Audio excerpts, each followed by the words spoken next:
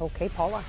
Today's annual Juneteenth events celebrating the abolition of slavery are taking on a special meaning with rallies and marches around the country, including here at home. Tonight, our Larry Spruill catches up with a Detroit historian on the importance of June 19th, 1865. Growing up in Detroit, I developed a passion for the city's history, and especially the city's history that involves African Americans. And Detroit historian Ken Coleman says Detroit has a lot of black history. Friday, we met at Ralph P. Bunchy Prep Academy, one of Detroit's historical jewels. What's significant about being here at Ralph Bunch on Juneteenth Day is more than 200 years ago, African American men in Michigan volunteered to fight on the Union side during the Civil War. Coleman says those 900 men left from this very spot in 1863 and headed down south. Over the next 2 years, many of those soldiers witnessed the good news of freedom.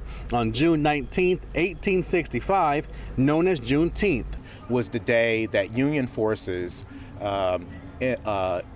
informed blacks in Galveston, Texas, that the Emancipation Proclamation had been signed 2 years prior, meaning that they were free.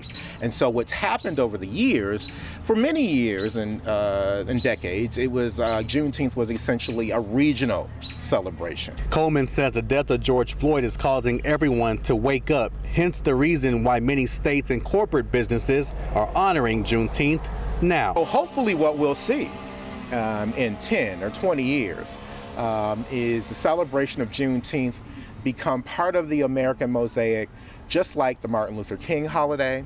George Floyd, particular, the killing of George Floyd in Minneapolis, I think it's propelled a lot of people, both white and black and other, to consider and reconsider where America is in terms of race relations. There's no doubt about it.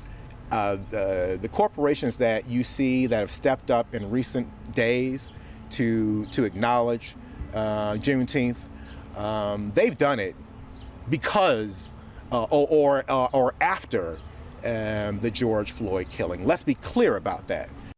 Coleman says Juneteenth is not taught in schools, but he did say that Detroit public schools will incorporate Juneteenth and local history in their curriculum. But he also says Detroit is just one school district. Reporting in Detroit, Larry Spruill, Local 4.